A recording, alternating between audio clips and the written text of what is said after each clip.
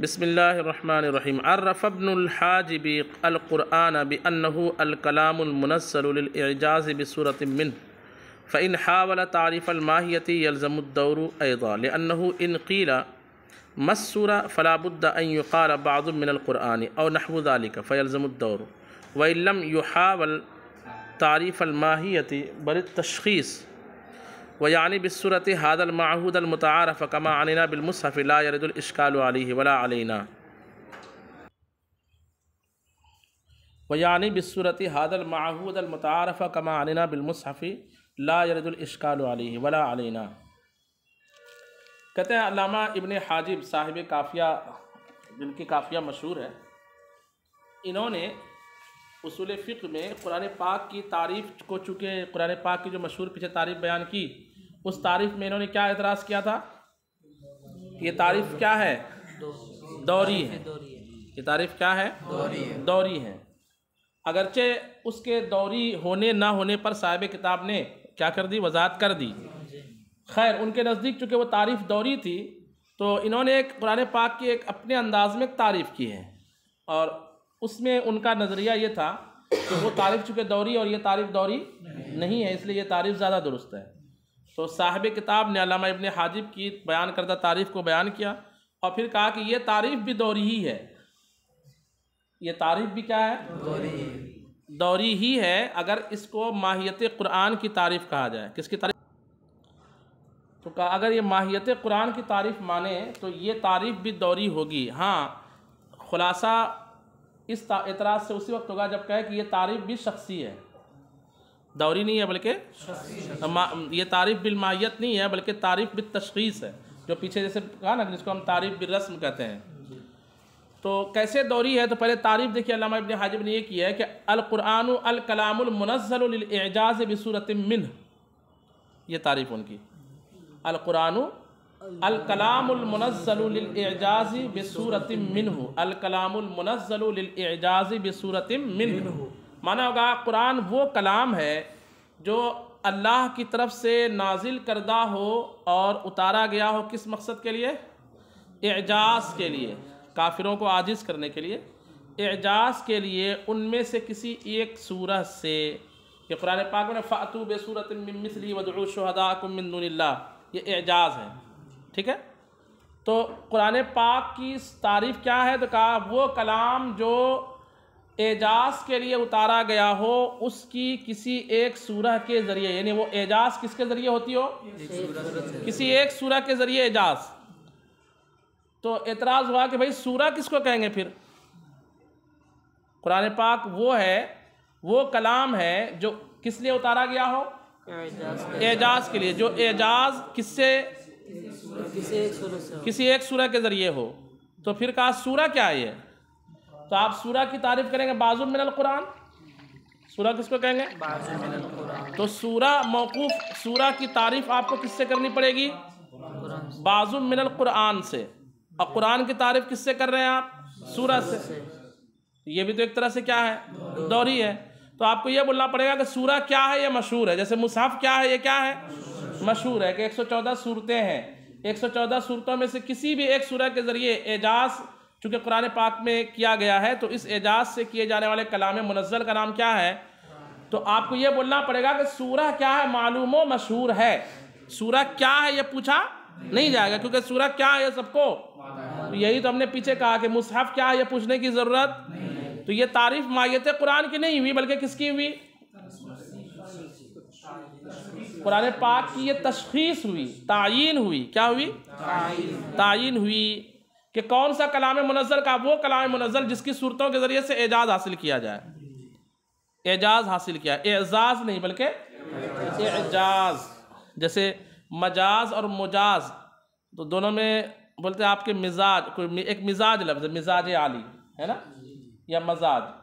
تو مزاج کو لوگ مجاز کو بھی بول دیتے ہیں، اور مجاز کو مجاز اور مجاز کو بولتے ہیں. آپ اس کے مجاز نہیں ہو، یہ اس کا معنی الگ ہے. اور یہ حقیقت نہیں بلکہ مجاز ہے. دونوں الگ ہے. مقام اور مقام میں جیسے فرق ہے نا، جیسے مجاز اور مجاز میں فرق ہے. خیر، تو جیسے وہ تعریف دوری ہے تو کہا یہ بھی تعریف کیا ہے حضرت؟ تو اس تعریف میں آپ کیا بولو گے کہ یہاں پہ اس دوری سے نجات پانے کے لیے آپ کو بولنا پڑے گا کہ یہاں پہ سورہ کیا ہے؟ مشہور ہے اور معلوم اس کی طرف اشارہ کر دینا کیا ہے؟ کافی ہے۔ تو جس کی طرف جو تعریف اشارے کے ذریعے کی جائے وہ ماہیت کی نہیں ہوتی بلکہ کس کی ہوتی ہے؟ شخص کی ہوتی ہے، فرد کی ہوتی ہے۔ بات سمجھ میں آ رہی ہے؟ اس لیے یہ تعریف بالفرد ہوگی، بالرسم ہوگی، یہ تعریف بالماہیت نہیں ہوگی۔ نہیں، یہ حد نہیں ہے بلکہ کیا ہے؟ رسم، یہ بھی رسم ہے۔ تو نہ تو ان کی اس تعریف پر جو اعتراض لازم ہوا وہی ہماری تعریف پر اعتراض لازم ہوا۔ جیسے ہم نے جواب دیا ویسے ان کو بھی، تو ہم نے جواب دیا، ہم پر اشکال نہیں، آپ نے وہی جواب دیا، آپ پر کوئی اشکال نہیں۔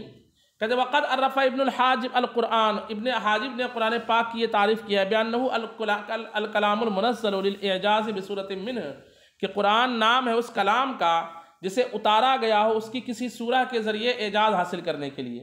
فَإِنْ حَاوَلَ تَعْرِيفَ الْمَاهِيَّةِ يَلْزَمُ الدَّوْرُ أَيْضًا، اگر یہ ماہیت کی تعریف پر مشتمل ہو، تعریف ماہیت پر مشتمل ہو تو یہاں کیا لازم آئے گا؟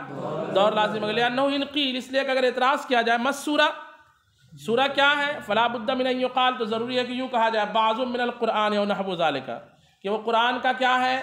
بعض ہے، یا قرآن کا ایک حصہ ہے، جزء من ذالک، اس طرح جو بھی کہیں آپ، اور نحو ذالک، اس طرح جو کہیں، فیلزم الدور، تو کیا لازم آئے گا؟ وَإِن لَمْ يُحَاوِلْ تَعْرِيفَ الْمَاهِيَّةِ، اور اگر یہ تعریف ماہیت کو مشتمل نہیں ہے بلکہ تشخیص، بلکہ کس پر مشتمل ہے؟ وَيَعْنِي بِالصُّورَةِ هَذَا الْمَعْهُودَ الْمُطَهَّرَ، اور صورت سے کیا مراد لے؟ یہ جو معروف ہے اور مشہور ہے، یہ جو معروف ہے اور مشہور ہے۔ کما علینا بالمصحف، جیسے کہ ہم نے کس سے مراد لیا تھا؟ لا يرد الاشکال علیہ ولا علینا، تو اب نہ ان پر اعتراض لازم ہوگا اور نہ ہم پر۔ بات ہو گئی ختم۔ آپ کو دونوں قرآن پاک کی دونوں تعریف یاد رکھنی ہے، ٹھیک ہے؟ اب کہتے ہیں کہ پہلے رکن میں ہم کتاب اللہ کو ذکر کریں گے، کتاب اللہ کی تعریف پہلی اور اس پر اعتراض جواب، دوسری تعریف اور اس پر اعتراض جواب، یہ بیان کر دیا۔ کتاب اللہ میں کس طرح کی بحثیں ذکر کریں گے؟ تو کہا ہم کتاب اللہ میں دو طرح کی بحثیں ذکر کریں گے۔ کتنے؟ دو طرح۔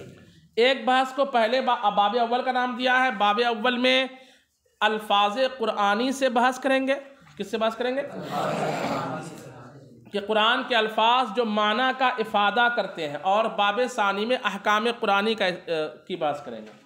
قرآن کے احکام، تو احکام کو سمجھنے کے لیے معانی کو سمجھنا پڑے گا، اور معانی کو سمجھنے کے لیے الفاظ کو سمجھنا پڑے گا۔ تو باب اول میں وہ قرآن پاک کے الفاظ کا معانی، قرآن پاک کا جو لفظ معنی کو بتاتا ہے، اس اعتبار سے بحث کریں گے۔ اور اس میں 4 بحثیں ہوں گی۔ کتنی بحثیں؟ میں یہ ابھی جو ڈیٹیل بتا رہا ہوں اس کو اچھا سمجھ لیجیے، میں پورا ترجمہ کرانے والا ہوں ابھی۔ قرآن یہ جو رکن اول ہے جس میں بحث قرآن ہے، بحث کتاب اللہ ہے، اس کو کتنے باب پر یہ مشتمل ہے؟ 2 باب۔ باب اول میں بیان کریں گے قرآن کے الفاظ جو معانی کا افادہ کرتے ہیں، اس اعتبار سے قرآن کے الفاظ جو کس چیز کا افادہ کرتے ہیں؟ معانی کا افادہ کرتے ہیں۔ اور دوسرے میں قرآن کے الفاظ جس حکم شرعی کا افادہ کرتے ہیں، جیسے امر کا صیغہ وجوب پر دلالت کرے گا، کبھی ندب پر دلالت کرے گا، کبھی استحباب پر دلالت کرے گا، کبھی اباحت پر دلالت کرے گا، نہیں کا صیغہ حرمت پر دلالت کرے گا، کراہت تنزیہی پر دلالت کرے گا، کراہت ہے نا۔ تو دوسرے باب میں وہ الفاظ قرآنی کس حکم کا افادہ کریں گے، یہ بحث کریں گے۔ اور پہلے باب میں کیا بحث کریں گے کہ قرآن پاک کے الفاظ قرآنی کس طرح کے معنی کا افادہ کریں گے۔ سمجھے بات کو؟ قرآن کے الفاظ معنی کا افادہ کرنے کے اعتبار سے ایک بحث، قرآن کے الفاظ حکم کا افادہ کرنے کے اعتبار سے ایک بحث۔ یہ 2 بحث کو کتنے باب میں بیان کریں گے؟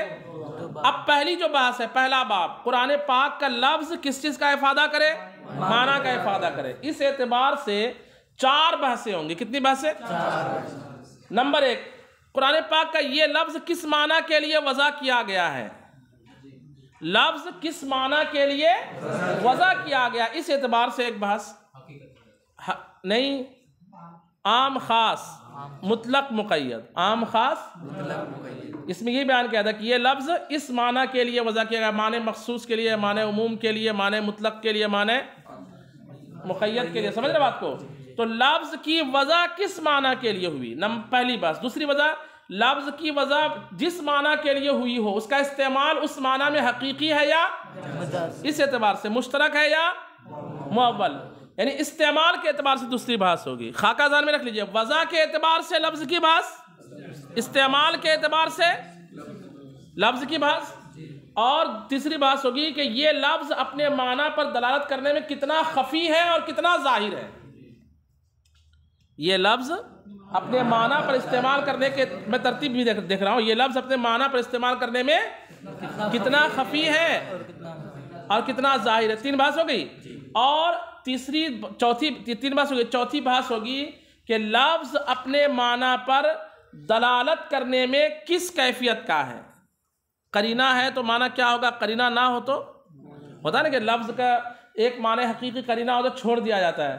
معنی مجازی, کبھی معنی مجازی چھوڑ کر کے معنی حقیقی, کبھی عمومی مجاز مراد لیا جاتا ہے. اس طرح سے کہ لفظ اپنے معنی پر لفظ کی دلالت کی کیفیت کیا ہے, لفظ کی اپنے معنی پر دلالت کرنے میں کیفیت کیا ہے, اس اعتبار سے بحث ہوگی.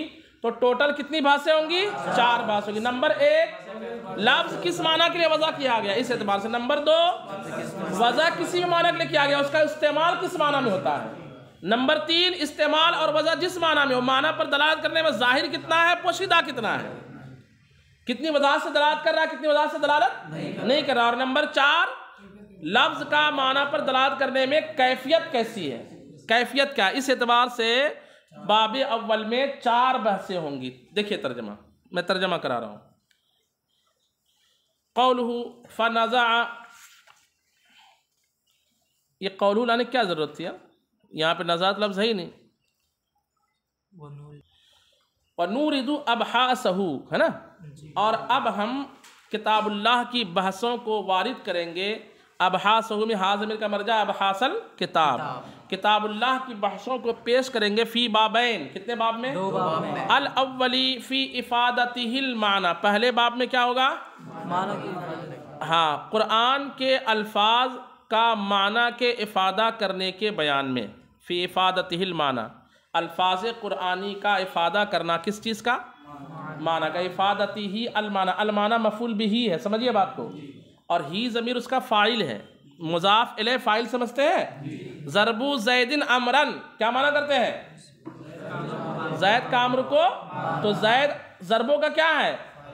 فاعل ہے, اور مضاف الیہ مرفوع نہیں ہے یہاں پہ, مضاف الیہ مجرور ہے, اور امرن اس کا مفعول بھی. ایسے یہاں پر اعلم ان الغرض افادتہ الحکم الشرعی, جان لیجئے کہ کتاب اللہ کی بحث کا مقصد کیا ہے, کہ قرآن کا حکم شرعی کا افادہ کرنا, کہ کون سی آیت کس طرح کے حکام شرعی پر دلالت کر رہی ہے. یہی ہے نا, ہم اصول فقہ اسی لیے پڑھتے ہیں نا, کہ اصل ہمیں حکم معلوم پڑے, یہ اس سے وجوب ہے, اس سے حرمت ہے, اس سے استحباب ہے نا, یہ معلوم پڑے. لیکن ڈائریکٹ یہ تو نہیں معلوم پڑے گا, اس سے پہلے معنی سمجھنا پڑے گا.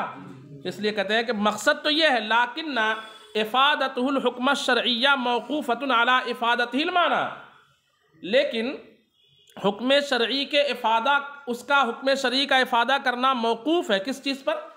اس کے معنی کے افادہ کرنے پر. فلا بد من البحث فی افادتہ المعنی, تو معنی کے افادہ, اس کے معنی کے افادہ کرنے کی بحث کو پیش کرنا ضروری ہے. فیبحث فی ھذا الباب عن الخاص والعام والمشترک والمؤول والحقیقت والمجاز وغیرها من حیث انہا تفید المعنی. تو اس باب میں, یعنی پہلے باب میں بحث کی جائے گی عام سے, کس سے؟ خاص سے, عام سے, مشترک سے, حقیقت سے, مجاز وغیرہ سے, اس حیثیت سے کہ یہ چیزیں کس چیز کا افادہ کرتی ہے؟ معنی کا افادہ کرتی ہے. والثانی فی افادتہ الحکم الشرعی, اور دوسرے باب میں اس کے حکم شرعی کے افادہ کرنے کے بیان میں. فیبحث فی الامر, تو اس میں بحث کی جائے گی کس چیز سے؟ امر کے بارے میں. من حیث انہ یوجب الوجوب, اس حیثیت سے کہ وہ کس کو ثابت کرے گا؟ وجوب کو. وفی النہی من حیث انہ یوجب الحرمت, اور نہیں کے بارے میں اس حیثیت سے کہ وہ کس کو ثابت کرتا ہے؟ والوجوب والحرمت حکم شرعی, اور وجوب و حرمت کیا ہے؟ حکم شرعی ہے. الباب الاول لما كان القرآن نظما دالا على المعنى قسم اللفظ بالنسبة للمعنى 4 تقسیمات. پہلا باب, چونکہ قرآن ایسے الفاظ کا نام ہے جو معنی پر کیا کرتے ہیں؟ دلالت کرتے ہیں, تو لفظ کی تقسیم کی جاتی ہے معنی کی طرف نسبت کرتے ہوئے. کتنی؟ 4 تقسیم. کتنی تقسیم؟ 4. چشمہ, آپ کو نیند آ رہی ہے کیا؟ چشمے کے اندر سے آنکھ نظر نہیں آتی ہے, پتہ چلا اندر سو بھی رہے. 4 تقسیم ہوتے ہیں. المراد بالنظم ہا ہنا اللفظ, یہاں کہتے ہیں نظم سے مراد کیا ہے؟ یہ پڑھیں گے آپ نے کہ قرآن پاک کے الفاظ کو الفاظ نہیں کہا جاتا بلکہ کیا کہا جاتا ہے؟ نظم کہا جاتا ہے۔ الا ان فی اطلاق اللفظ علی القرآن نوع سوء ادب، مگر قرآن پاک پر لفظ کے اطلاق کرنے میں ایک قسم کی کیا ہے؟ بے ادبی ہے۔ لأن اللفظ فی الاصل اسقاط شیء من الفم، اس لیے کہ لفظ اصل میں کس چیز کا نام ہے؟ منہ سے کسی چیز کو پھینکنے کا نام ہے نا؟ فلہذا اختار النظم مقام اللفظ، اس لیے علماء لفظ کی جگہ کس کو پسند کرتے ہیں؟ اس لیے انہوں نے پسند کیا لفظ کی جگہ نظم کو۔ وقد روی عن ابی حنیفہ رحمہ اللہ، یہ بھی معلوم ہے آپ کو، امام اعظم نے صرف معنی قرآن کا نام کیا ہے؟ پہلے وہ کہتے تھے صرف معنی کا نام کیا ہے؟ قرآن ہے۔ تو اگر قرآن کے الحمدللہ رب العالمین کو کوئی کہے تمام تعریف اللہ کے لیے جو سارے عالم کا پالنے والا ہے، یہ معنی قرآن ہوا دوسرے لفظ میں، تو قرآن ہے یہ۔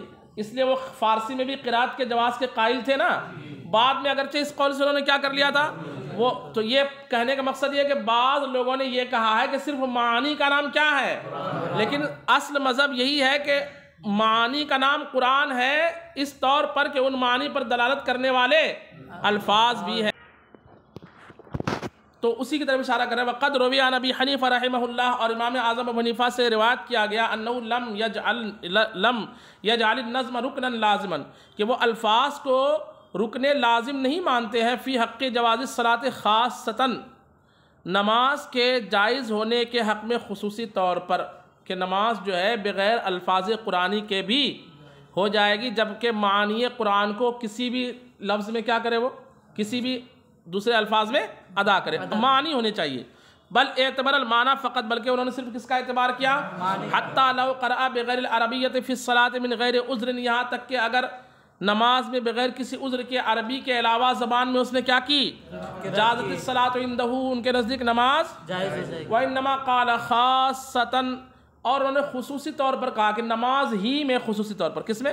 نماز ہی میں۔ لأنہ جعلہ لازما فی غیر جواز الصلاۃ، اس لیے کہ انہوں نے لازم مانا ہے نماز کے جائز ہونے کے علاوہ میں کا قراءۃ الجنوب والحائض، جیسے کہ جنوبی اور حائض کی قراءت، حتی لو قرأ آیۃ من القرآن بالفارسیۃ یجوز، یہاں تک کہ اگر وہ فارسی زبان میں قرآن پاک کی کوئی قراءت کرے تو کیا ہے؟ تو نماز کے علاوہ میں غیر عربی معنی کو ادا کرے اگر کسی غیر عربی زبان میں، تو اس کو قرآن نہیں مانتے ہیں، ٹھیک ہے، اس کو قرآن نہیں مانتے، لیکن نماز میں اگر پڑھے تو خصوصی طور پر اس کو کیا مانتے ہیں؟ وہ قرآن مانتے ہیں۔ اب ان کے بارے میں کہا جاتا ہے کہ چونکہ وہ اہل لغت تھے اور قرآن پاک کے عربی کے محاسن کو بہت زیادہ جاننے والے تھے، اور قرآن پاک میں اعجاز بہت ہے، یعنی اس میں جو ہے فصاحت و بلاغت بہت زیادہ ہے، تو یہ صرف جو ہے جواز معانی قرآن غیر عربی میں ہے نا،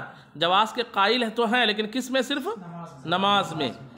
لأنہ لیس بقرآن لعدم النظم، اس لیے کہ نماز کے علاوہ میں امام اعظم کے نزدیک بھی غیر عربی قرآن نہیں ہے۔ ترجمہ سمجھ میں آیا؟ لأنہ لیس بقرآن، اس لیے کہ وہ قرآن نہیں ہے۔ کون؟ غیر عربی میں معنی قرآن کو ادا کرنا اصل میں قرآن نہیں ہے، لعدم النظم، کیا نہ ہونے کی وجہ سے؟ نظم قرآن، ان الفاظ قرآن نہ ہونے کی وجہ سے۔ لیکن الاصح انہ رجع عن ھذا القول، لیکن صحیح ترین بات یہی ہے کہ انہوں نے اس قول سے کیا کر لیا؟ اے ان عدم لزوم النظم فی حق جواز الصلاۃ، یعنی نماز کے جائز ہونے کے حق میں الفاظ قرآنی کے لازم نہ ہونے والے قول سے۔ فلہذا لم اورد ھذا القول فی المتن، اس لیے میں متن میں اس قول کو بیان میں نے نہیں کیا، چونکہ انہوں نے رجوع کر لیا تھا، اس لیے میں نے اس کو بیان کرنے کی حاجت محسوس نہیں۔ بل قلت، بلکہ ہم نے یوں کہا، ان القرآن عبارۃ عن النظم الدال علی المعنی، کہ قرآن نام ہے کس چیز کا؟ ان الفاظ کا جو معنی پر کیا کرے؟ دلالت کرے۔ ومشائخنا قالوا، اور ہمارے مشائخ نے یوں کہا ہے، ان القرآن هو النظم والمعنی، هو النظم، کہ قرآن نظم اور معنی کا نام ہے ایک ساتھ، نظم اور معنی کا۔ اور انہوں نے کیا؟ قرآن ان الفاظ کا نام ہے جو معنی پر کیا کرتے ہیں؟ دونوں کا مطلب کیا ہے؟ ایک ہی ہے۔ کہتے ہیں وَالظَّاهِرُ أَنَّ مُرَادَهُمْ النَّظْمُ الدَّالُّ عَلَى الْمَعْنَى، اور ظاہر ہے کہ ان کی بھی مراد کیا ہے کہ وہ نظم جو معنی پر کیا کرے؟ فَاخْتَرْتُ هَذِهِ، تو اس لیے میں نے اس عبارت کو زیادہ پسند کیا۔ کس عبارت کو؟ النظم الدال علی المعنی، النظم الدال علی المعنی۔ اور مشائخ نے کیا کہا؟ النظم والمعنی، القرآن النظم والمعنی، اور ہم نے کیا کہا؟ النظم الدال علی المعنی۔ اس کے بعد کہتے ہیں پھر شرح یہ عبارت بے اعتبار وضعہ لہو، پہلی تقسیم کیا ہوگی؟ وضع کے اعتبار سے لفظ کا اس کے لیے ہی ضمیر کا مرجع النظم، اور لہو میں ہا ضمیر کا مرجع بولو بھائی المعنی، ہا ضمیر کا وضعہ میں ہا ضمیر کا مرجع نظم یعنی لفظ، اور لہو میں ہا ضمیر کا مرجع تو مانا ہوگا لفظ کا معنی کے لیے وضع کے اعتبار سے۔ یہ پہلی تقسیم کہتے ھذا ھو التقسیم الاول من التقاسیم الاربعہ، یہ تقسیم اربعہ 4 تقسیموں میں سے پہلی تقسیم ہے۔ فینقسم الکلام باعتبار الوضعی الی الخاص والعام والمشترک کما سیاتی، تو کلام اس وضع کے اعتبار سے منقسم ہوتا ہے خاص کی طرف اور کس کی طرف؟ عام کی طرف، ایسی مشترک بھی کہہ دیا اور مشترک کی طرف کما سیاتی۔ وَهَذَا مَا قَالَ فخر الاسلام رحمہ اللہ، اور یہ وہ بات ہے جس کو کنہوں نے کہا ہے؟ فخر الاسلام فی وجوہ النظم صیغۃ الاول فی وجوہ النظم صیغۃ واللغہ، کہ پہلی تقسیم ہے الفاظ قرآنی کی صورتوں کے بیان میں صیغہ اور لغت کے اعتبار سے، جس کو ہم نے یوں کہا نا بے اعتبار وضعہ لہو، اسی کو صاحب منار نے جس کی شرح نور الانوار ہے اس میں انہوں نے یوں کہا الاول فی وجوہ النظم صیغۃ ولغۃ، اسی مفہوم کو انہوں نے اس طرح کہا اور میں نے کس طرح کہا؟ بے اعتبار وضعہ لہو، پہلی تقسیم لفظ کا معنی کے لیے وضع کے اعتبار سے، انہوں نے یوں کہا کہ پہلی تقسیم وجوہ نظم کے بیان میں کس اعتبار سے؟ صیغہ اور لغت کے اعتبار سے، ثم بے اعتبار استعمالہ فیہ، پھر اس لفظ کا اس معنی میں استعمال کے اعتبار سے، پھر اس لفظ کا معنی میں استعمال کے اعتبار سے۔ ھذا ھو التقسیم الثانی، یہ دوسری تقسیم ہے۔ فینقسم اللفظ باعتبار الاستعمال انہ مستعمل فی الموضوع لہ او فی غیرہ کما یجیء، یہ دوسری تقسیم ہے کہ لفظ منقسم ہوگا استعمال کے اعتبار سے کہ وہ معنی موضوع لہ میں مستعمل ہے یا اس کے علاوہ، کما سیجیء جیسے کہ بحث آنے والی ہے۔ ثم باعتبار ظہور المعنی عنہ وخفائہ ومراتبہما، پھر معنی کے ظاہر ہونے کے اعتبار سے، معنی کے لفظ سے، انہم یا حاضر کا مرجع لفظ سے معنی کے ظہور کے اعتبار سے اور لفظ کے معنی کے پوشیدہ ہونے کے اعتبار سے، وہ مراتب ہما، اور اس کے مراتب کتنا پوشیدہ اور کتنا مقابلات جس کو بولتے ہیں۔ وَهَذَا مَا قَالَهُ فخر الاسلام، اور یہ وہ چیز ہے جس کو فخر الاسلام نے یوں کہا وَالثَّانِي فِي وُجُوهِ الْبَيَانِ بِذَلِكَ النَّظْمِ، وجوہ البیان کا لفظ ہے نا، بیان کی صورتوں کے بیان میں اس لفظ سے معنی کتنا واضح ہو رہا ہے اور کتنا واضح نہیں ہو رہا، تو انہوں نے یہ عبارت کی ہے فی وجوہ البیان بذالک النظم وانما جعلت هذا التقسیم ثالثا، لیکن میں نے اس تقسیم کو کیا کیا ہے؟ تیسری تقسیم، اور انہوں نے کیا کہا اس کو؟ دوسری تقسیم کہا ہے، دوسری تقسیم کہا ہے۔ اعتبار الاستعمال ثانیا علی عکس، اور اعتبار استعمال کو ہم نے کون سی تقسیم کہا؟ دوسری، اور انہوں نے کیا کہا ہے؟ علی عکس ما اوردہ فخر الاسلام، اس کے الٹ جس کو پیش کیا کنہوں نے؟ فخر الاسلام نے، لأن الاستعمال مقدم علی ظہور المعنی وخفائہ، اس لیے کہ استعمال یہ مقدم ہے کس چیز پر؟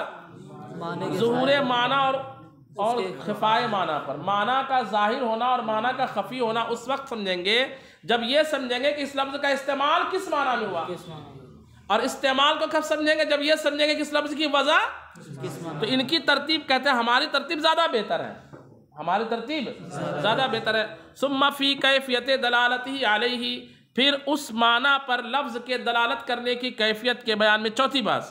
وہذا ما قال فخر الاسلام الرابع فی وجوہ الوقوف علی احکام النظم، اور یہ وہ ہے جس کو فخر الاسلام نے یوں کہا ہے والرابع فی وجوہ الوقوف علی احکام النظم، نظم لفظ کے احکام پر جانکاری پانے کی صورتوں کے بیان میں، لفظ کے احکام پر جانکاری پانے کی صورتوں کے بیان میں۔ تو التقسیم الاول اے الذی باعتبار وضع اللفظ للمعنی، پہلی تقسیم کیا ہو گئی؟ لفظ کی وضع کس معنی کے لیے ہوئی، اس اعتبار سے پہلی تقسیم ہے نا، تو اس تقسیم کے اعتبار سے ہم کل انشاءاللہ تفصیل کو سمجھیں گے التقسیم الاول کے ذریعے سے۔ صلو علی الحبیب۔